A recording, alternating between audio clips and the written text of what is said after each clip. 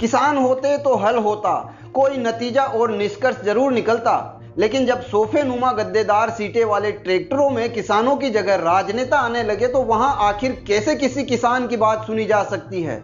कमोबेश यही तो हो रहा है उन किसानों के साथ जो पिछले 13 दिनों से दिल्ली में सिंधु बॉर्डर पर अपने हक की आवाज उठा रहे हैं। लेकिन अब इसे इन किसानों की बदकिस्मती कहा जाए या फिर कुछ और, ये किसी को भी समझ से परे है। क्योंकि जिन कृषि कानूनों को लेकर किसानों ने अपने हक की आवाज उठाई, उन किसानों की उसी आवाज में विपक्षी दलों ने जब अपनी राग अलापना शुरू कर दिया तो मानो जैसे कोई बड़ा बखेड़ा खड़ा हो गया, जो किसानों के इस आंदोलन को एक प्रकार से किसी अलग दिशा में ले गया। और इसका जो नतीजा निकला है वो अब आप सबके सामने है। 13 दिनों तक दिन रात सड़कों पर डटे रहने के बावजूद, 6 दौर की सरकार से बातचीत होने के बाद अभी तक नतीजा सिफर ही है, जिसके चलते ये कहा जा रहा है कि किसान होते तो हल होता, कोई नतीजा जरूर निकलता।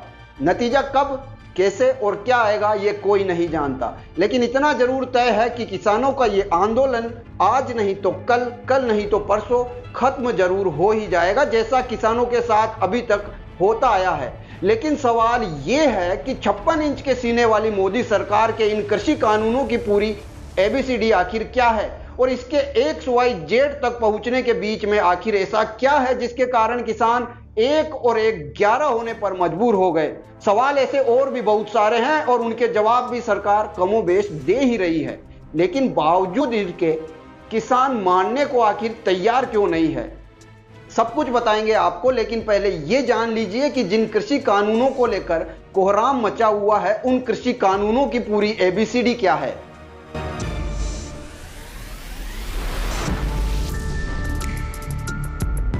हर बदलाव को सुधार नहीं कहा जा सकता है, क्योंकि कभी कभी कुछ विनाश का कारण भी बन सकते हैं। देश ने ऐतिहासिक सुधार के नाम पर नोटबंदी देखी और उसके जो परिणाम निकले वो भी देखने को मिले। GST को भारत की आर्थिक आजादी के रूप में दिखाया गया, 2% GDP बढ़ाने का दावा किया गया। GST आधी रात में आ तो गया, लेकिन कभी GDP को ऊपर नहीं बढ़ा पाया, अलग से अर्थव्यवस्था को और नीचे लेकर चला गया। इन 2 सितम के बाद भी देश में कोविड-19 आ गया। कोविड-19 से लड़ने के नाम पर पूरे देश में महज 4 घंटे के नोटिस पर लॉकडाउन किया गया, जिसे 21 दिन की अभूतपूर्व लड़ाई बताया गया था। कोरोना तो अभी तक खत्म नहीं हुआ, लेकिन हजारों प्रवासी मजदूरों की जिंदगियां देश की सड़कों पर चलते चलते खत्म हो गई। लाखों युवाओं की नौकरियां चली गई, जो आज भी अपनी जिंदगी जीने के लिए न जाने कहां कहां, किस किस से और कैसे कैसे जद्दोजहद कर रहे हैं। उनकी पीड़ा कोई सुने तो आंखों से पानी छलक पड़े। आखिर पूरी की पूरी अर्थव्यवस्था जो नेगेटिव हो गई है। बहरहाल अब एक बार फिर से इतिहास रचने के नाम पर किसानों को चुना गया है। सदन में तमाम हो हल्ले के बीच किसानों को नई आर्थिक आज़ादी की कहानी लिखी जा चुकी है। संसद ने किसानों के लिए 3 नए कानून बनाए हैं, जिनमें 2 नए कानून है और 1 संशोधन है। इन सुधारों को नई आज़ादी के रूप में प्रचारित किया गया, लेकिन सच कितना है इसे लेकर सवाल बहुत सारे हैं, जिनको लेकर ही किसान अपने खेतों को छोड़कर आंदोलन पर उतरे हैं। हमारे देश में जय जवान और जय किसान का नारा कहने वाले इस देश में किसानों के लिए ऐतिहासिक बताए जा रहे इन तीनों कानूनों में पहला कानून है कृषि उपज व्यापार और वाणिज्य, यानी कि संवर्धन और सरलीकरण विधेयक 2020। आसान और सरल भाषा में कहा जाए तो एक देश एक बाजार, जिसके तहत किसान अब देश के किसी भी हिस्से में जाकर अपनी फसल, अपने उत्पाद को बेच सकते हैं। अब आप कहेंगे, अरे ये तो बहुत अच्छा है, किसानों को और अच्छा दाम मिलेगा, इसमें उनका फायदा है। लेकिन इसमें एक पेच है। छोटे रकबे के किसान, 2, 4, 5 या 10 बीघा वाले किसान, वो अपनी लोकल मंडी में अपनी फसल को बेचेंगे, या फिर किसान जो पंजाब का किसान है वो केरल में जाकर अपनी फसल बेचेगा? ये एक सबसे बड़ा सवाल है। लेकिन जब एक देश एक बाजार हो जाता है तो किसानों को अच्छी कीमत मिलने की भी बात होती है, क्योंकि न्यूनतम समर्थन मूल्य तो सरकार ने तय कर ही रखा है। प्रधानमंत्री नरेंद्र मोदी और कृषि मंत्री नरेंद्र सिंह तोमर भी लगातार ये कह रहे हैं कि MSP था, है और रहेगा, यानी कि किसानों को MSP तो मिलना तय है, और उससे अच्छे दाम में अगर बाजार में आपको कहीं और जगह मिल रहे तो आप अपनी फसल को वहां बेचिए, दूसरे इलाकों में जाइए। तो ये तो किसानों के हित की ही बात हुई ना। लेकिन इसमें भी किसानों को आखिर डर क्या है? किसानों को दरअसल डर ये है कि यह जो न्यूनतम समर्थन मूल्य है उसे इन कानूनों में गारंटी नहीं किया गया है, जिससे किसानों को यह डर सता रहा है कि कहीं ऐसा ना हो जाए कि साल, 2 साल, 3 साल में मंडी व्यवस्था ही खत्म हो जाए। और अगर मंडी व्यवस्था खत्म हो गई तो फिर ये किसान पूरी तरह से सिर्फ और सिर्फ बाजार के ही हवाले हो जाएंगे। फिर बाजार ही ये तय करेगा कि उन्हें उसी फसल की कीमत दे या ना दे।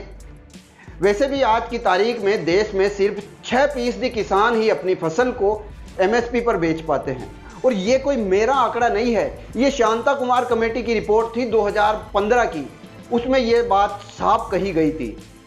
सरकार ये कह रही है कि हम मंडियों में सुधार के लिए ये कानून लेकर आए हैं, लेकिन सच तो ये है कि कानून में कहीं भी मंडियों की समस्याओं के सुधार का जिक्र तक नहीं किया गया है।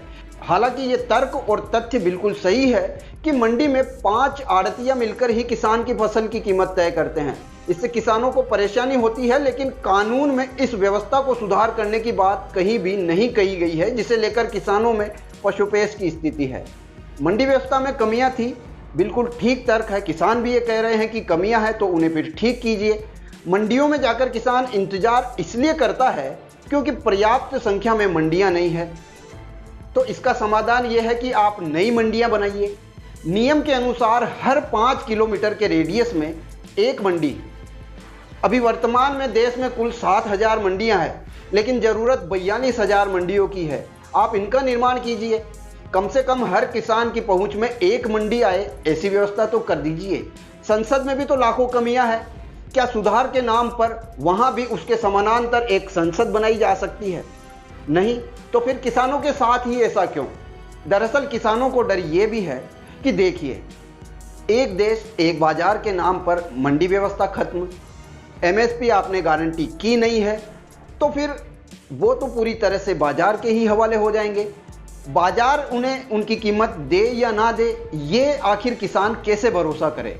जबकि प्रधानमंत्री नरेंद्र मोदी ये कह रहे हैं कि एमएसपी बना रहेगा, लेकिन बात यह है कि एमएसपी गारंटी नहीं किया गया है। तो ये हुई पहले कानून की बात। अब आते हैं दूसरे कानून पर। दूसरा कानून है कृषि कीमत आश्वासन और कृषि सेवा करार, यानी कि सशक्तिकरण और संरक्षण विधेयक 2020। इसके संदर्भ में सरकार का कहना है कि वह किसानों और निजी कंपनियों के बीच समझौते वाली खेती का रास्ता खोल रही है। इसे सामान्य भाषा में कॉन्ट्रैक्ट फार्मिंग भी कहते हैं। कॉन्ट्रैक्ट फार्मिंग दरअसल क्या है? इसके तहत एक करार किया जाएगा किसानों के साथ। इसमें आपकी जमीन को एक निश्चित राशि पर एक पूंजीपति या ठेकेदार एक प्रकार से किराए पर लेगा और अपने हिसाब से फसल का उत्पादन करके उसे बाजार में बेचेगा। चलिए इसे और भी सरल भाषा में समझाते हैं।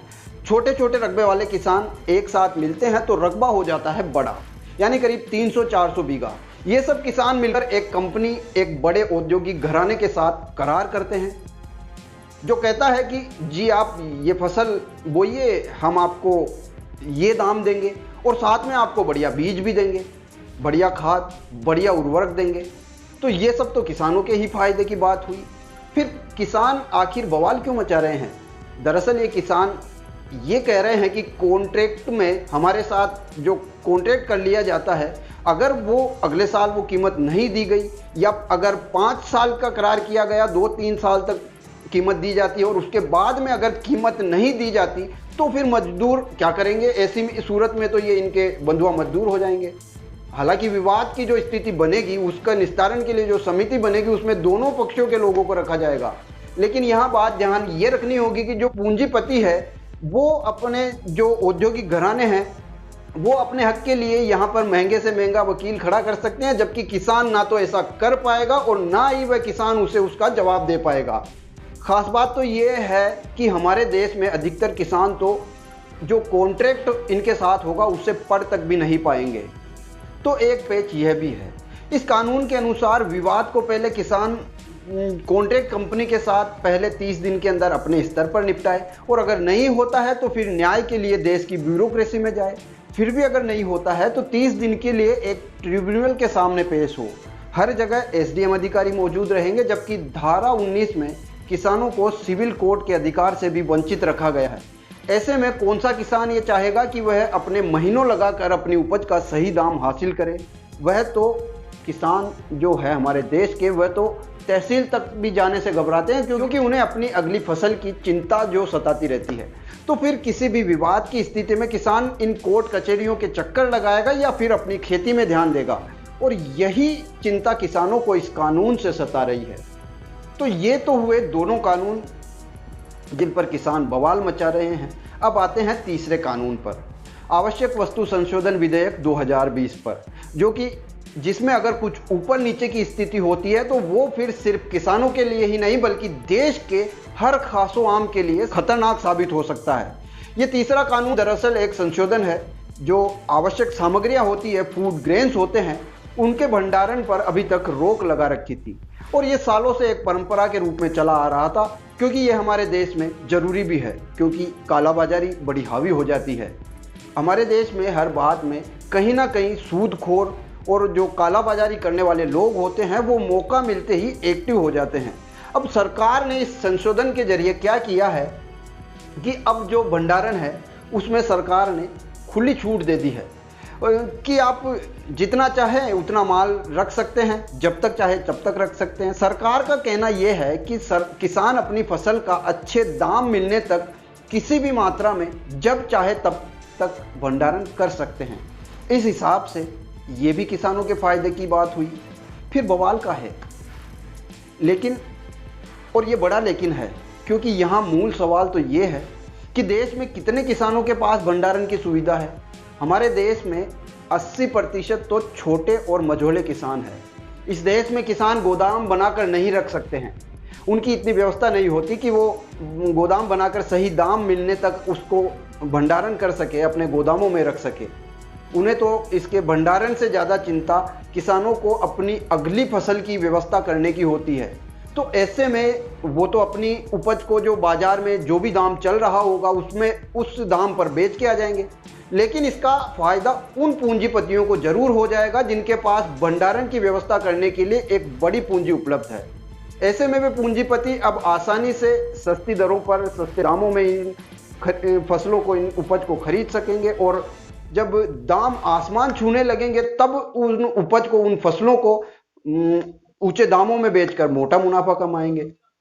तो एक देश एक बाजार, कॉन्ट्रैक्ट फार्मिंग और भंडारण, ये इस कृषि कानून में 3 ऐसी समस्याएं हैं जिनको लेकर अभी तक सरकार से किसी तरह का भरोसा और गारंटी नहीं मिलने के चलते किसान 1 और 1 11 की मुद्रा में आक्रामक दिखाई दे रहे हैं। और देश में पिछले 13 दिनों के दरमियान 6 दौर की वार्ता के बावजूद आज भारत बंद किया गया, जबकि कल एक बार फिर से किसानों के साथ सरकार की वार्ता होनी है।